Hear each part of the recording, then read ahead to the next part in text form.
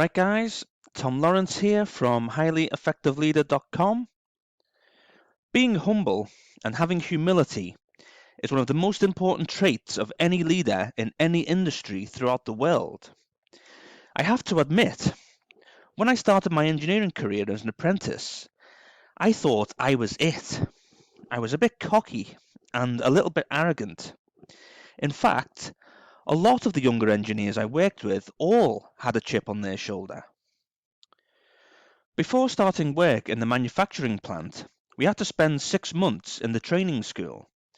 That is where we were taught hands-on technical skills and also begin our college work. I wasn't the best in the class at the technical work, but I was one of the best at the college work. I got really good grades in our assignments and exams. I'm not proud to tell you that having these good grades definitely fueled my ego, and I thought I was better than the other apprentices. When we had to do team exercises, if one person was lagging behind, then instead of helping that person, the rest of us would complain about him. This behaviour of complaining, lack of help and humility from me didn't go unnoticed and was reported through to my company. Then when it came to my reviews, I couldn't understand why they would think of me as a person who dismissed other team members and complained about them. Sometimes it's hard to see it in ourselves that we have weaknesses. My weakness was my lack of humility and being a bit arrogant towards my fellow team members. It took me a long time to realise that this was actually a weakness, another 10 years in fact. But what I needed to do was to take a good hard look within myself. We all have weaknesses in life. Some are easy to come to terms with and some are a lot harder. You know yourself better than anyone else knows you, but there are things you don't know about yourself yet. They are things that you really do need to know in order to continue in the right direction. Knowing a weakness and coming to terms with it can have a huge impact on your life and the people around you. It can also have an impact on your work, the team that you work in, and the organisation you work with. There was a weakness of mine that took me a long time to realise, and before I did, I was unhappy. For a long time, I was my problem and I didn't know about it. One thing I've learned since discovering I was the problem is everyone is their own problem. What I was trying to do was to take the easy way out by changing my job. However, when I changed my job, I still felt exactly the same and was unhappy. Then I did the same thing again, changed my job, and nothing changed. What I was doing was changing what was easiest. It doesn't seem easy to change jobs, but from what it was required to change, which was me, it definitely was the easiest. When things started to get better for me, and I was feeling differently and happier, was when I started to change and I worked on myself. Embracing change does not mean change what you want. You must change what is needed. Looking back on it now, changing yourself is a lot harder than changing your job, or anything else for that matter. It made me realise a lot about myself that I had no idea about. How do you see yourself right now? The way our family and friends and colleagues see us is different to how we see ourselves. Even the way we see ourselves is not actually how we really are. We don't look deeply enough inside ourselves, and if we did, we would be working on ourselves a lot more and changing more things about ourselves. How you behave and how people react or feel because of your behaviour will either increase or decrease the influence you have with them. As a member of your organisation and leading your current team, how do you lead? How much effort do you put in? Are you willing to go the extra mile or not? All of this will determine your level of influence at your place of work. If you want to gain trust with the people you work with, then you will need to increase your level of influence. The same goes in your personal life too. If you need help from people you are working with, or from friends and family, then you will need to increase your level of influence with them.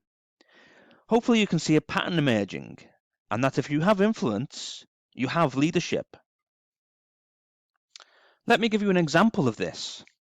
I led the engineering team at a train operating company based in London. We were the team that were responsible for writing the train maintenance instructions and were responsible for the approvals of any engineering change or modifications to the trains.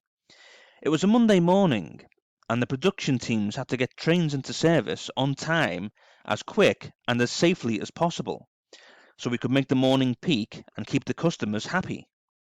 If we didn't, then we would leave a lot of unhappy customers stranded at stations and unable to get to work on time. This would be very bad for the company and its reputation, and I would be getting a lot of phone calls from senior leaders wanting explanations. So, do I do what I can to help the production teams by utilizing members of my team to increase the manpower and expertise? Or do I leave the production teams on their own to get on with it because it's not my team's job to get the trains out?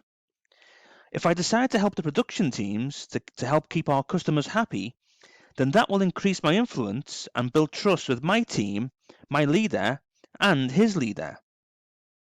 If I decide to leave the production teams on their own and risk not getting enough trains out on time to make the service, then that will heavily decrease my influence and break trust with my team, my leader, and his leader. No matter what decision I make, they will both be talked about within the engineering teams and amongst the senior leaders. One will be discussed positively and one will be discussed negatively. What choice would you make? To help the production teams or leave them on their own? It's an obvious choice, really. I made the decision to help the production teams and utilize our team as best we could.